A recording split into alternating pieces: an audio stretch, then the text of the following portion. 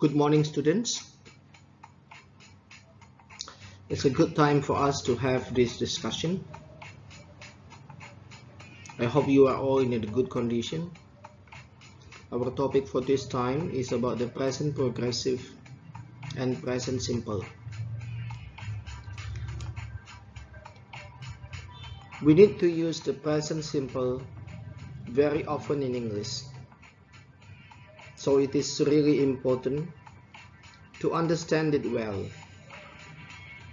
Many students have problems to understand the uses of the present simple or the present progressive. Now this is a good time to make it the clarifications so you will not get confused with the use. In this time, the difference is not about the structure, it's not about the grammatical functions, but it is about the uses. There are 4 uses of the present progressive and 4 uses of the present simple on this slide.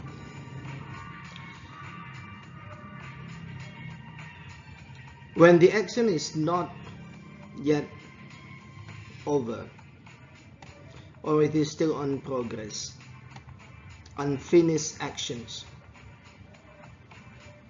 present progressive is used. The time signal normally like now or at the moment. Like what you are doing now is listening. You are now is watching.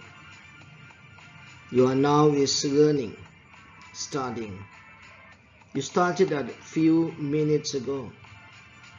It began about 2 or 3 minutes before, and now it is not yet over. On the other hand, present simple for the action which is always true, like 2 and 2 make 4.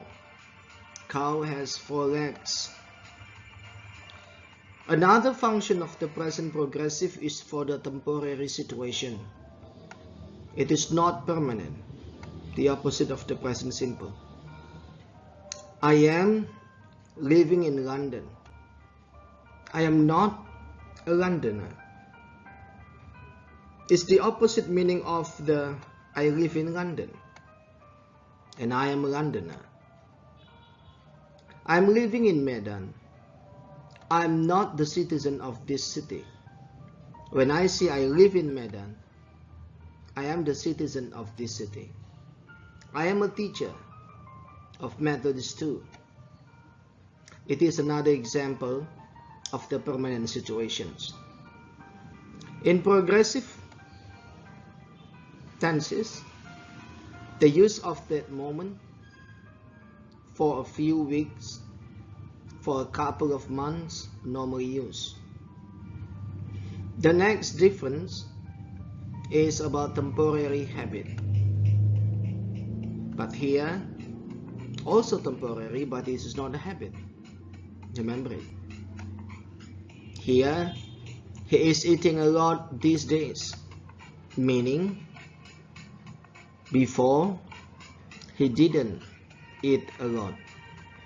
But at the moment, or these days, the action of eating increases. For the actions is just now. It is not habit. Remember it. It is not a habit. That he takes the ball and scores a goal. He opens the door and see the note. So it is like the actions. The sequence at now, now, now, and it is very short with the present simple. The last difference is about the knowing habits. Here, positive habit. If you see someone else with habits, and the habit is not like what you expect, and you can say you are forever losing your keys. The meaning here is you keep on losing your keys, and losing your keys is not just happen once, but you keep on losing it. It becomes what? Your habits. And your habits what? Very annoying. On the other hand, if your habit is positive, you use with the present simple. She plays tennis every Sunday. The meaning is this Sunday, last Sunday, next Sunday, there is habit of playing tennis. And normally, the time signal, it is like twice a month, on Friday, often, sometimes, and others. There are still some other differences of the present progressive and present simple. But this is all that you need to understand. It is not about the structure, it is not about the pattern, but the uses. When you know the uses, and it is not a hard thing for you to apply, to communicate, to speak English with the present progressive and present simple. I think that's all about this discussion. If you still have questions, you can ask and we can discuss for further explanation. Thank you. Bye-bye.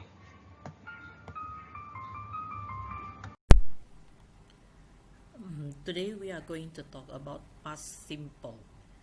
Okay, so past simple is used to describe actions or states in the past that we see as complete. The time when the action happened is often stated or understood. So if you take a look at this is the timeline now. You visited your aunt and then you finished it at this time, and you got home and you finished it at this time. It hasn't passed to the present situation yet. Okay, so if you take a look at the example here, Jenny went to visit her aunt in hospital yesterday. She got home at about 8. So even if you see in this sentence that there is no mention about the time, but you have understood it that it happened yesterday. Okay, so this is the use of the past simple.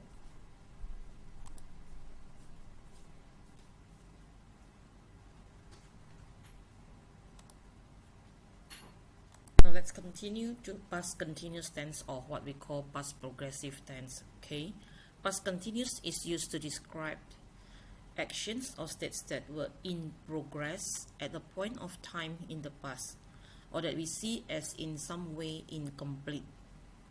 For example, he went to sleep at 10 last night. I arrived at 11. He was still asleep at the time when I arrived. In other words, he was sleeping when I arrived at 11 last night. So you will see that something was in progress in the past at a certain time. So mostly we will combine this one with simple past tense here as a time clause to show you that when somebody arrived or when I arrived here, he was still sleeping. Perfect tense. The structure of using past perfect tense is we use had followed by verb past participle. Okay, so we use past perfect tense to express an activity that was completed before another activity or time in the past. Let's directly go to the example here. My parents had already eaten by the time I got home. So my parents finished eating here and I got home here. Both of the activities happened in the past. Okay. Another example. The thief simply walked in. Someone had forgotten to lock the door. So someone forgot to lock the door and then the thief walked in. So this is done before this one happened. Okay.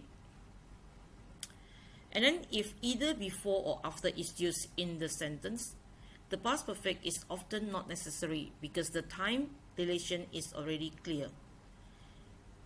The simple past may be used in both clauses. So take a look at this example number 3, 4, and 5. Sania had already left when we got there. From this sentence, it is very clear that Sania had left first, then we got there later. You can also say Sania had left before we got there by changing these prepositions. Okay, the connector here. And then I also can say Sania left before we got there. So if you take a look at this one, in both tenses we can use past tense if we use before. Okay. Present perfect tense. Basically, I'll tell you first that present perfect tense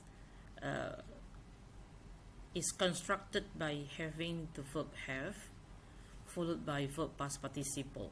Okay, so when do we use this one? The first one, the present perfect expresses the idea that something happened or never happened before now at an unspecified time in the past.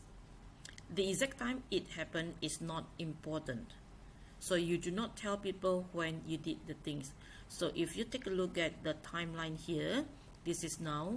You actually did your homework sometime before now.